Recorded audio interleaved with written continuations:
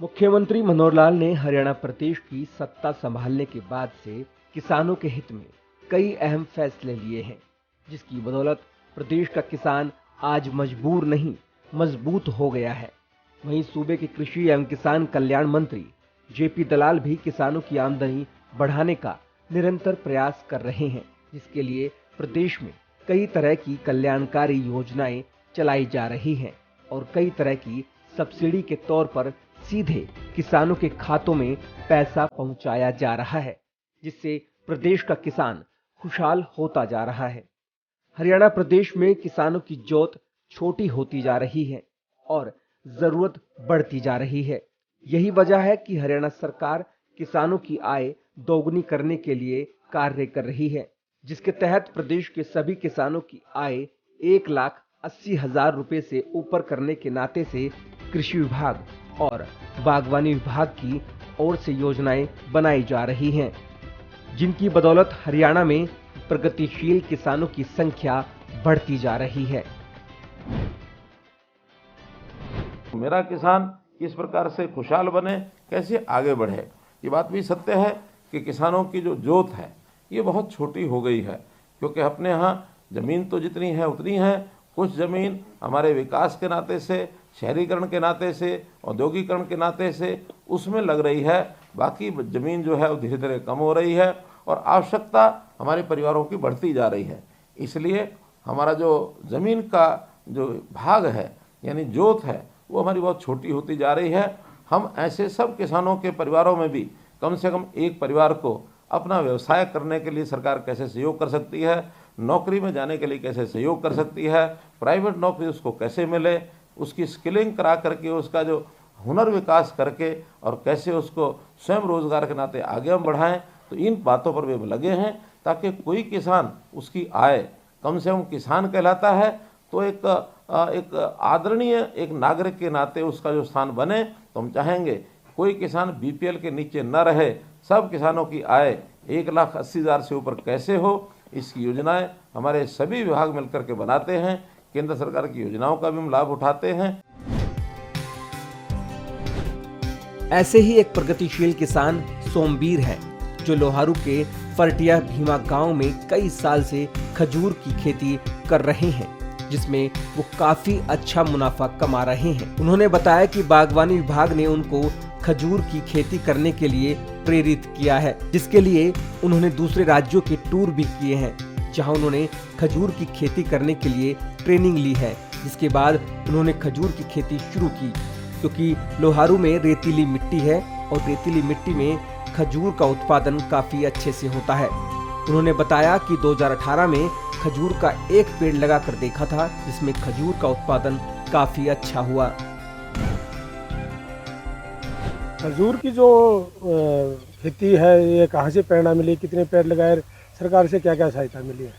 खजूर की प्रेरणा मिली जी बागवानी विभाग से। टूर आते हैं किसानों के, वो टूर करके आया था मैं गुजरात और जैसलमेर राजस्थान में। तो राजस्थान के टिब्बों में वो खजूर का बाग देखा तो मेरे दिमाग में आई कि बालू रेत इधर है, बालू रेत अपने है, तो बालू मिट्टी में ये बढ़िया कामयाब हो जाए। उड़द में यो एक पेड़ लिया 2018 में, एक पेड़ लिया के लगा के देखा तो इसका अब ये खजूर लगने शुरू हो रहे हैं।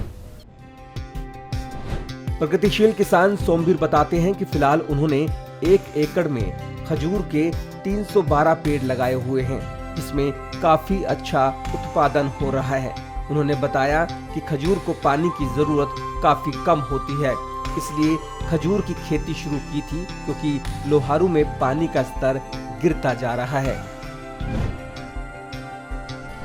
पिछले साल मैंने 312 पेड़ लगाए हैं 5 एकड़ में। ये बढ़िया चल रहे हैं और ना ज़्यादा पानी की ज़रूरत। और आगे ये मैंने यूँ सोच के लगाया था भाई आगे अपने लोहारू एरिया में पानी ख़त्म होने वाला है तो ये खजूरा की पैदावार हो ही जाएगी। उन्होंने बताया कि खजूर का पेड़ लगाने पर 1950 रुपए की सब्सिडी मिली है और प्रति पेड़ पर 2600 रुपए का खर्चा आया है, जिससे खजूर की खेती शुरू करने में लागत आधी हो गई है। इसके साथ ही बागवानी विभाग से भी पूरी सहायता मिल रही है, जिससे काफी लाभ मिल रहा है। कितनी सब्सिडी मिली इन पेड़ों पर आपको? सब्सिडी 1950 रुपये, 2600 रुपया पेड़ आया था, 1950 रुपये सरकार ने सब्सिडी दे दी। बागवानी विभाग से पूरी सहायता मिल रही है? पूरी सहायता मिल रही है बागवानी विभाग से भी। तो ये जल भंडारण जो किया है आपने, तो इसकी क्या क्या फायदे हैं? प्रगतिशील किसान सोमवीर ने बताया कि उन्होंने अपने खेत में पानी को स्टोर करने के लिए एक वाटर टैंक भी बनाया है, जिसमें बरसात का पानी स्टोर करके खेती में इस्तेमाल किया जाता है। साथ ही उन्होंने बताया कि वाटर टैंक बनाने पर हरियाणा सरकार की ओर से 100% की सब्सिडी मिली है, जिसे बनाने में करीब 5,80,000 की लागत आई है और उतनी ही सब्सिडी मिल गई, जिससे उनकी लागत शून्य हो गई। तो ये जल भंडारण जो किया है आपने, तो इसकी क्या क्या फायदे हैं? इसके फायदे ये हैं, जिस तरह बरसात हो रही तो बरसात का पानी इकट्ठा कर लेते हैं, घर का और खेत का सारा पानी इसी में इकट्ठा करा। और ये भी मैंने ये नहीं सोच के बनाया था कि आगे चल के पानी ख़त्म होगा अपना, और सरकार भी 100% सब्सिडी दे रही है, फ्री में सरकार बनवाने लाग रही है, तो अपने आगे ज़रूरत पड़ेगी जो जेब तो पैसे लगा के बनाना पड़ेगा, तो इसलिए पहले बना लिया अपन। कितनी सब्सिडी मिली, कितनी लागत आई इसमें 5,80,000 रुपये सब्सिडी मिली। टोटल पूरे पैसे मिल गए? हाँ। इसके साथ ही उन्होंने प्याज को स्टोर करने के लिए एक प्याज भंडारण यूनिट भी लगाई है, जिस पर हरियाणा सरकार ने 87,500 रुपए की सब्सिडी दी है। इसमें प्याज खराब नहीं होती, जिससे ऑफ सीजन में प्याज की कीमत काफी अच्छी मिल जाती है, जिससे मुनाफा भी कई गुना बढ़ जाता है। तो प्याज का जो भंडारण कर रखा है वो कब से किया है? वो क्या क्या फायदा है? 2014-15 में प्याज की खेती करा, बहुत साल थे हमें, तो प्याज स्टॉक करा, पहले खराब हो जाता है प्याज, तो ये सोचे कि प्याज भंडारण बनवा लें, सरकार सहायता दे रही है, 87,500 रुपये दे रही है एक प्याज भंडारण के, तो सरकार तो ये सब्सिडी पर ये बनवा लिया, ये स्टॉक करा, तो इसमें प्याज खराब को नहीं हुआ। तो और फिर बेटाइम इसकी प्याज की जो कीमत से वह ठीक मिल जाए, पैदावार बढ़ जाए। प्रगतिशील किसान सोमवीर बताते हैं कि वो करीब 6 राज्यों का टूर कर चुके हैं, जिसमें खेती बाड़ी की हर छोटी बड़ी जानकारी मिलती है, जिससे काफी लाभ हो रहा है। तो बागवानी विभाग से कितने टूर आप देश में कर चुके हो और क्या क्या फायदे इससे मिल मैं रहे हैं? टूर कर चुका हूँ जी 6 स्टेटा का, सिक्किम का, हिमाचल का, गुजरात, बम्बई और राजस्थान के। इसमें जानकारी मिला है जी बागवानी विभाग से, बागा की जानकारी मिला है इसमें, तो बाहर जाके हमने यह शिक्षा ली भाई के बागवानी अपने एरिया में हो सका है और किस तरह बाहर बागवानी कर रहे हैं, तो टूर पर हमने यह शिक्षा मिली। वहीं उन्होंने दूसरे किसान भाइयों को संदेश देते हुए कहा कि किसान बागवानी विभाग से जुड़कर अपनी आय डबल कर सकते हैं, क्योंकि हरियाणा सरकार बागवानी विभाग के जरिए किसानों को अच्छी खासी सब्सिडी दे रही है। तो आप और किसान भाइयों को क्या अपील या सुझाव देना चाहेंगे? सुझाव ये देना चाहें सभी, ये बागवानी विभाग से जुड़ो, और सरकार पूरी सहायता दे रही है, पूरा अनुदान दे रही है, और इसमें वैसे खेती में खर्चा ज़्यादा होने लग रहा है, तो इसमें बागवानी विभाग में जुड़ो। बागवानी विभाग से जो सब्जी का काम करा है उसमें भी सब्सिडी दे रही है सरकार। प्रगतिशील किसान सोमवीर ने बताया कि खेतीबाड़ी के लिए सभी तरह की सुविधाएं आसानी से मिल रही हैं।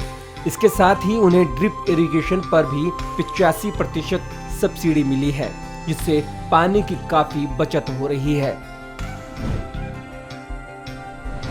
और क्या क्या सुविधाएं आपको मिली है? सुविधाएं, सारी सुविधाएं मिल रही हैं खेती की।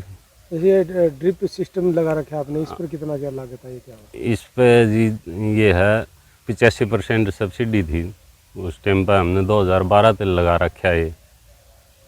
तो जल पानी की बचत हो रही है इसमें। पूरे खेत में ड्रिप और ये स्प्रिंकलर लगा रखी है। ऐसे ही प्रगतिशील किसानों का विस्तार करने के लिए हरियाणा सरकार एक योजना चला रही है, जिसके तहत हर प्रगतिशील किसान एक नए किसान को ट्रेन करके प्रगतिशील किसान बनाएगा। इसके लिए प्रगतिशील किसानों को प्रोत्साहन राशि भी दी जा रही है। इसके साथ ही हरियाणा सरकार ने कृषि अध्ययन करने के लिए किसानों को विदेश भेजने की भी योजना बनाई है, जहां नई नई खेती के लिए तकनीकों को सीखकर किसान अपनी प्रगति कर सकता है।